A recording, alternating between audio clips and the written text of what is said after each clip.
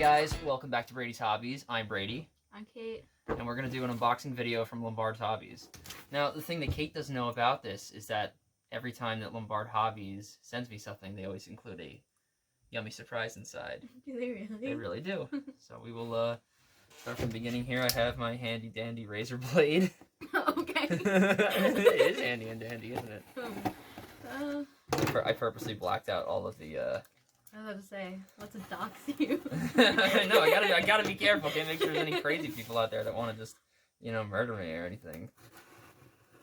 Alright. So these are a bunch of box cars that I ordered for my layout. They're all in new condition, nothing used, obviously. But I did wind up spending a hefty price on these, so I hope they're worth it. Oh, how did I miss that? I'm an idiot. No. Oh, talkers. Okay. So, that's a lot of packing peanuts. Oh no. Oh no, it's bad for the environment. I love there's just like 6 pink ones in you there. You can just eat them. Well, actually, these dissolve. I believe if you put them underwater, they dissolve. Okay, so what do they include here? Oh, so we have an envelope in here from Lombard Hobbies. It says packing list enclosed and special free gift for you. NMRA compliant HO/N scale track and wheel gauge. I had no idea they would include that. Thank you, Lombard Hobbies. This is included in the yummy snack that they include for you. That's amazing. So you love the fruit snack, so I'll give that to Kate. That's one of the reasons I like to order from Lombard. Even though they're all the way in Illinois, I'm all the way here on the East Coast. So, and then they came with, what else is in here? So, this is the packing list. We have 6 items that we're going to be unboxing today. And they're all accounted for, so that's good.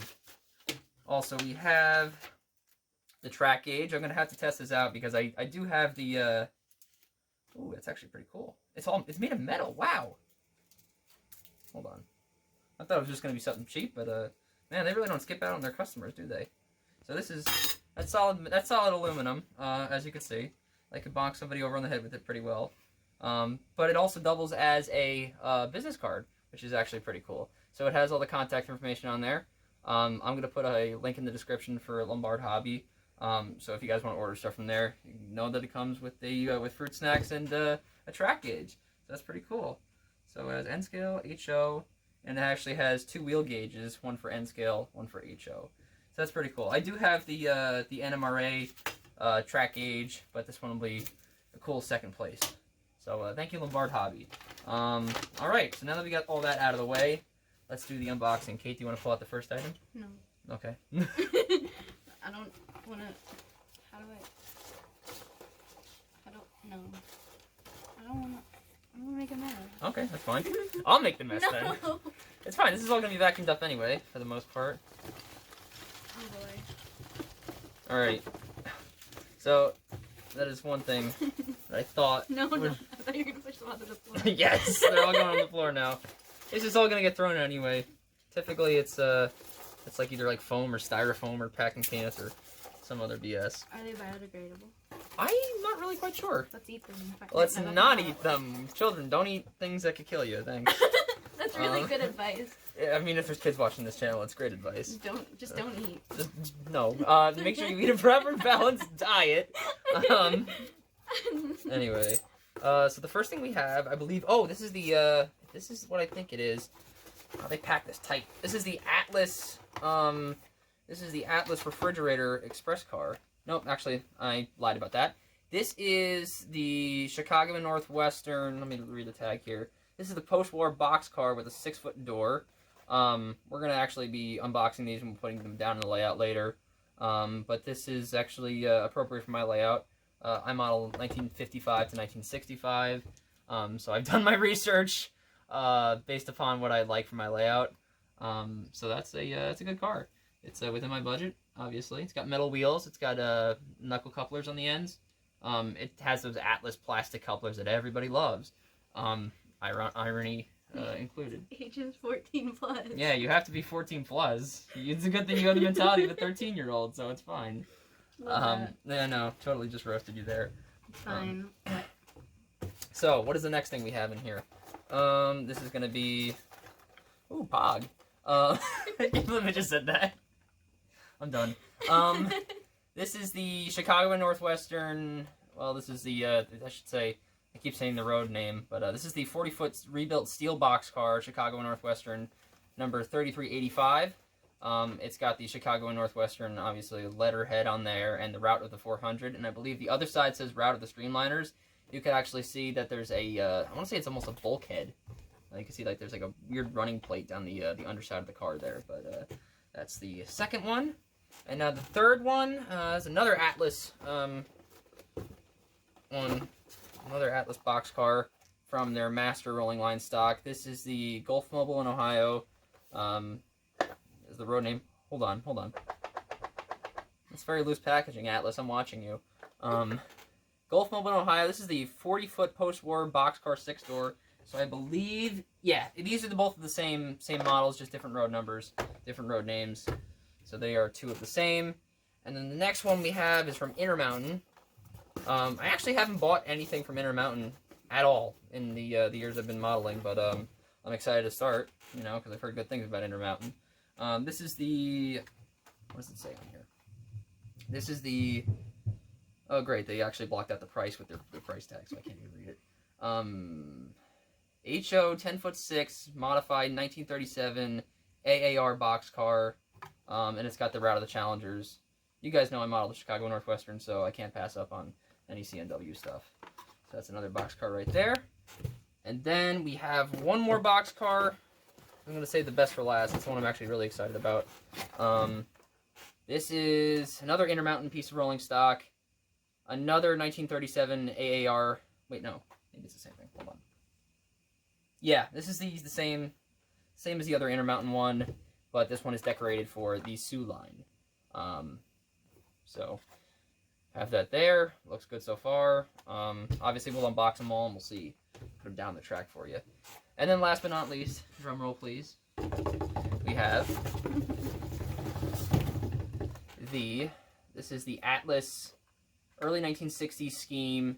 This is the ACF Express Reefer. Now, these would go on the ends of express passenger trains in the 1950s and 60s, and they would double as boxcars, but you could also use them as reefers, and you could put ice in them. This is back before mechanical refrigeration ever existed, so they would very crudely put like ice blocks in like boxcars and say, yeah, it's a refrigerator, it's fine. So this is a 50-foot, I keep saying boxcar, it's a 50-foot reefer. I don't model any express trains, but I could always put them on my commuter trains and just call them what it is. So, and that is it, I believe. Just more packing peanuts at the bottom. So, I'll be putting all those back in the box and then sending them to Timbuktu, where they can hopefully rest for the rest of their lives, or they just never biodegrade. So, anyway, we'll get these on the track, and I can show you all the details. So I'm going to have to apologize here for two reasons. One being that my, as you can see, my workbench is incredibly dirty. But also, I did start to unbox this before I knew that the camera wasn't rolling. So I'm just going to continue where I left off. But I will tell you that Atlas does package these pretty nicely. They come in this two-part plastic shell. Ooh. Regardless, anyway, it does come in this two-part packaging, almost like a clamshell design. As you can see, we do have the refrigerator car packaged here. There's these two bumpers that kind of go on either end here. I guess they're kind of like, they may have nudged in here. They were like this. I don't exactly 100% remember. They kind of just popped out when I took the package out. Regardless, it comes with this little tiny plastic baggie here. Looks like there's like foot treads and steam lines and air lines you can attach to the bottoms of the car. They even provided instructions, so you could actually attach those if you want to. I'm not going to be doing that until a little while later, simply because I have other projects that I'm working on, and this does not take top priority. Okay, so we have those. I'm not going to want to lose those. And then we have Atlas warranty company information, limited supply, covered specs, blah, blah, blah. I'm going to try to speed this along, so we do have those 6 to go through. So we do have the product warranty, the Atlas one-step guarantee, blah, blah, blah. I'm a little bit disappointed there was no exploded parts diagram. I guess you really don't need it when you're working on a freight car, but this is the master line, so there is a lot more that is involved with this. But anyway, it comes with this little like sheet that's put over it so it avoids any scratches. And out the refrigerator comes. They have the truck covers that cover the trucks to make sure they're not damaged in any way. And wow, folks, this is a pristine model right here. This comes from Atlas's master line. You have separately applied parts on a plastic shell. Like I said earlier, this is the early 1960s scheme. So I'm not going to do a full in-depth review, I should say. It's just going to kind of be an overview of what these models have to offer. But as you can see, there's plenty of detail. I mean, even look at that. Underneath is just absolutely fantastically built. You know, I cannot rave enough about this model right here. You know, maybe there's a little downside that I just noticed this actually, that I can get the camera to focus, that one of the grab irons, actually two of them, are bent out of place. Even you can see the shell, there's a little bit of a paint or a glue mark there. You don't see that on the other side. You certainly don't see that on the inside there. I forget if this is the A or the B side. It all depends on where the brake cylinder is put. Anyway, it shouldn't be that big of a fix, but definitely Atlas's packaging, for the most part, is pretty good. So I'm going to be putting that actually on the layout, and we'll move to the next box after I clean up. Alright folks, so the next model we have is another Atlas model. I'm assuming it's going to be the same packaging. This is the 40-foot post-war boxcar. You can see the item number there if you want to pause the video. It is decorated in the Chicago Northwestern scheme. Let's get out of the box. So I believe this one is the same style packaging. It's Atlas. So let's see here. Okay, this one does not come with any instructions. The inside of the box is completely empty. So I don't know whether Atlas forgot to include it, or is it in here somewhere else? I'm not really sure. Regardless of that, we'll take it out of the box. We'll take a look at it briefly, and we'll get it on the track. Oh, that's a really tough packaging there. Oh, I'm afraid of damaging the car. Don't want to damage anything. Oh, and actually, this one too comes with air hoses as well. So this must be part of their Masterline series, but these are really tiny parts. I mean, you know, it's kind of going to be tough for me to kind of apply these if I really wanted to, but, you know, I'm not much of a rivet counter, so I could really care less about these. But I am still not gonna throw them out or anything, you know. I would still like them in my model. So, ooh, jeez, this clamshell packaging is ridiculous. Okay, so after those two pops, it comes out fine. So as you can see, it's got that little plastic sheet to put it in place. Oh, gotta be careful here. Some delicate parts. Let's look at the underside first. As you can see, the underside, it does have the black air hose rigging. Sorry, the air brake rigging. It has the framing for the boxcar itself.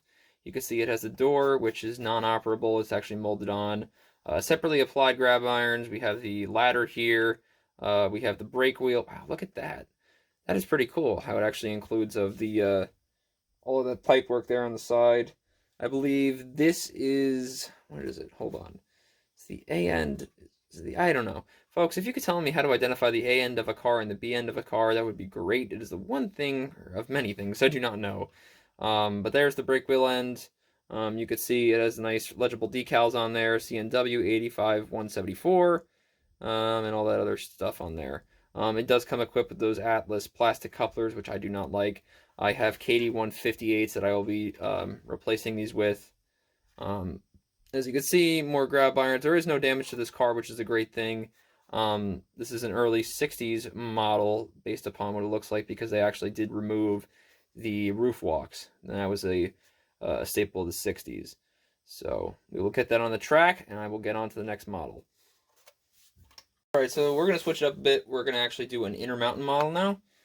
This is the, sorry, the glare from my light here. This is a 10'6" modified 1937 Association of American Railroads boxcar. Finally figured out what the AAR stood for. Yeah, this is the route of the Challengers. I think the other side says route of the 400. I'm not quite sure. Only way we can find out is opening it up. So, Intermountain, I dealt with their wheel sets before. I bought their 33 33-inch wheel sets off of them. I want to say a while back, because I converted a bunch of my old rolling stock, which had plastic wheels. So now they have metal wheels and KD number 58 couplers, because they had those plastic Easy Mates, or the AccuMates that came with the old Walthers train set models. Again, there's no instructions in here or anything. This is, again, Intermountain, I guess, doesn't include any instructions. That's all right, because then again, this is a rolling stock model. We really don't expect that much. There's a lot of glare. Again, I'm sorry. It's probably because of the packaging. It's very similar to Atlas packaging, except you could actually, I guess it is only routed as Challengers on both sides. That's all right. I didn't realize about that boxcar, so we will take this out. Plastic shell. It kind of looks like it's encased in ice. I know some British modelers call it like the ice cube packaging, or the ice block packaging. So anyway, I call it the clamshell packaging, or the I don't really know. It's just the plastic packaging that it comes in. You'll see a lot of the old models wrapped in foam, but anyway, I'm getting on a tangent. So here it is. We'll look at I guess this end first. Out of the Challengers, the printing is very evenly applied. You can see that there are separately applied grab irons there. There is a door. Again, it's molded into the shell, so nothing really special there. It is, you have all the piping and wiring there for the brakes. There's a ladder. There's an etched metal roof walk, which I think is really cool. CNW 813868. Coupler's a little bit crooked. I don't know if that's a draft gearbox. That is a KD number 58 or 158. Looks like a 58 to me, because it's a little bit oversized. Again, Route of the Challengers, same end here, non-movable door. It's basically the same on both ends. So, but I really like this. It's very evenly applied. You know, the paint's not thick or anything where it's obscuring detail. This is a great addition to my layout, and we'll get it on the track. Actually, look at that. If you look right there very closely, you could actually see that they have the air hose already applied. So unlike Atlas, they did the work for me, which is a big help. Because I do like tinkering with my models, but then again, you know, when I have to apply the details myself to a model I paid some money for, you know, it's a little bit, I want to say, disrespectful. So we'll get this model on the track. We'll go on to the next one. Okay, so the next model is the same one, but this one is decorated for the Sioux line, so I'm not going to really spend much time with this one. Because this is the exact same one we saw decorated for Chicago and Northwestern. So I'll get this quickly out of the box. Here, it's going to be the same style of packaging as we saw with the other Chicago and Northwestern boxcar. Okay, standard clamshell or ice block packaging. Kind of looks like it's, you know, almost encased there, but it's good. It does the job. It protects the model during shipping, so you know, I'm not too upset. In fact, I'm not upset at all as long as there's no damage to the model. So, take a quick look at this one. You can see the paint scheme. This is this is before the Sioux line had the block lettering when they applied it to their locomotives and their rolling stock as well. So you can see it's the old-fashioned Sioux line logo there. I don't know what they called that logo. Any Sioux line historians in the chat, or please let me know, because I would like to know, you know, the old logos there. So the Sioux line, your capacity, your weights, blah, blah, blah. Same details in this end. This one does not have an etched roof walk. This one actually has a wooden roof walk, which is interesting.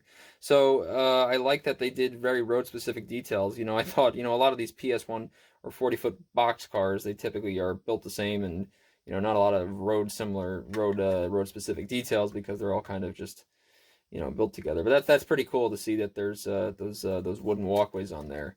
And that top looks like a chocolate bar. I just kind of want to eat it. And again, it's plastic, so. Anyway, Sioux line on the end. Sioux line on the end. You can see the brake rigging, the handbrake there, and everything like that. You have those KD couplers. You have the Intermountain metal wheels, which I love so much. 33-inch wheels. Arch bar, not arch bar trucks, but you have the friction bearing trucks, I'm sorry, because the roller bearing trucks weren't introduced until the early 60s. So this is a 1937 boxcar, I believe. No, it doesn't say the year. Actually, you can see what year it was manufactured. Maybe. Built December of 1940. Okay, so that is the build date on that. So anyway, let's get this onto the track. We have 2 more boxcars to go through. All right, so we're going back to Atlas with this one. This is our last Atlas boxcar. This is the HO 40-foot post-war 6 car. It's decorated for the Gulf Mobile in Ohio. I do love the scheme that the Gulf Mobile in Ohio had before they merged with the Illinois Central. I think that is a really sharp scheme, especially on their box cars, especially with those streamlined wings they got there. Kind of reminiscent of the Union Pacific, to be honest, but you know, Gulf Mobile in Ohio had their own thing on it. Now this is the car I was concerned about. It does shake a lot, and I don't know why. Typically, when these cars are packaged, there shouldn't really be any movement in the package because everything is kind of sustained within itself. So if there is any damage in here, hold on. In fact, oh no, you could actually see in the top right corner there, the coupler box came loose or broke off. That's not good. That's not any good. Hopefully I will be able to glue that back on, but that's a pain. That's a pain in my butt, because I don't want to have to receive a model damage. But the good thing is it's very minimal damage. I can glue it back in place, but I shouldn't be receiving a model in that condition brand new. That's unacceptable from Lombard Hobbies. You know, whether it was like that before they shipped it. It's unacceptable regardless to receive a model in this condition, but I'm not going to rant about it because I could always glue it back in place, and I'm not going to spend the money to return the model and have to get a new one and have to wait 3 to 5 business days when I could just glue it in place myself. Because we're modelers, we're resilient. You can see this one comes back with the air hoses, which aren't painted black, but they're painted red. So there's all the tooling there if you want to install those. Again, I'm not really good with very small details. I don't really care either way. They're going to be zipping down on the track anyway. So I'm going to take this one very carefully out of the packaging because I know there's some damage details in here. I don't want to disturb anything else or have this coupler box go flying because that'll be a pain. Okay, so the top half is off. You can see the damage on the model, which doesn't look like it's too bad. The coupler's broken. That's a shame. That is a shame. You can see that it's actually, I let my camera focus for a minute, completely broken on the side there. That is unacceptable. Such a shame. You know what? It's not entirely too bad. Again, this can be replaced. The coupler I'm going to replace anyway because it's a plastic Atlas coupler. I do have the couplers in stock, but then again, that's inexcusable. But as you can see, there's the 2 plastic pins where I guess it glued in. So it just probably was a weak glue spot, and they didn't really glue it properly, and it kind of just popped out. So it shouldn't be too difficult of a replacement. It's still very disappointing to see that on a model, especially of this quality. You know what? I just realized what that shaking was. Folks, if you hear that, that is the weight inside the boxcar that has come dislodged. Oh, even you could actually hear that. That is not supposed to be like that. I don't know why the weight is loose in there. That is completely the manufacturer's fault. I'm completely dumbfounded by that. I've never received a boxcar, or any car for that matter, that has the weight just kind of bouncing around in there. So I may have to take off the shell and kind of glue it back into place, because that's bad. I really am stumped by this one. I've never encountered a boxcar such as this. So anyway, it's kind of not that big of a deal, but it involved more of my time and more of my patience to go and try to fix something that should have been fixed from the factory. So anyway, I will put this one on the rip track. I'm going to glue the coupler box back in place. It shouldn't be that difficult of a fix. All I would have to do is take that truck out and then just kind of glue it into where those 2 pins are. So I'll take care of that. And then I guess we'll go on to the next boxcar. The final boxcar. Alright, so for the last but not least, we had this Walthers mainline car.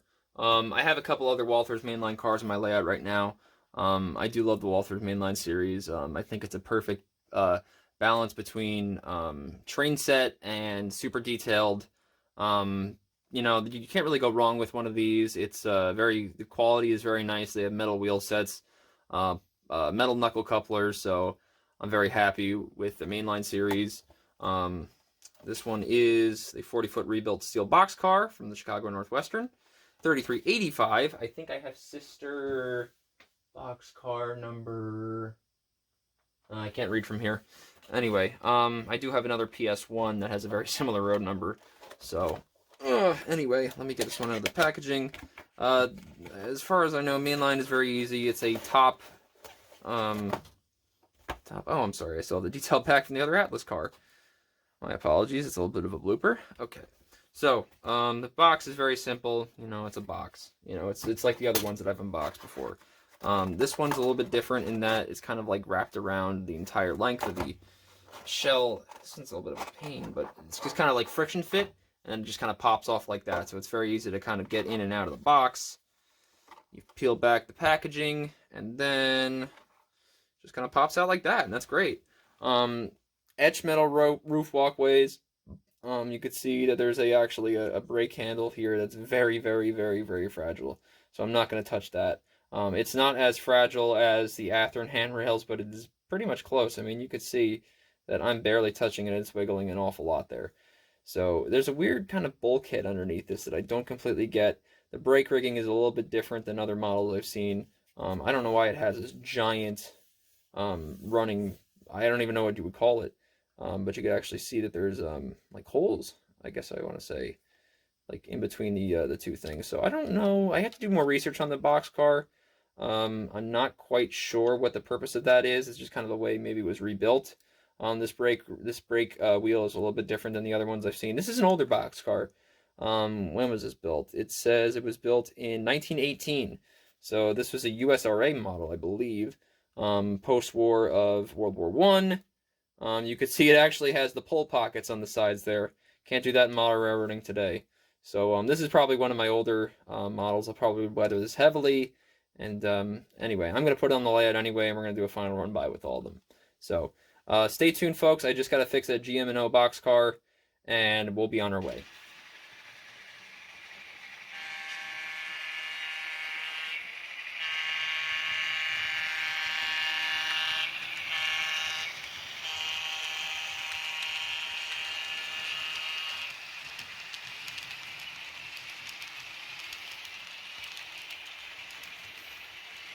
Absolutely beautiful cars, and they run really well. Alright folks, that's going to be it. Thank you for tuning in today, and I hope to see you soon.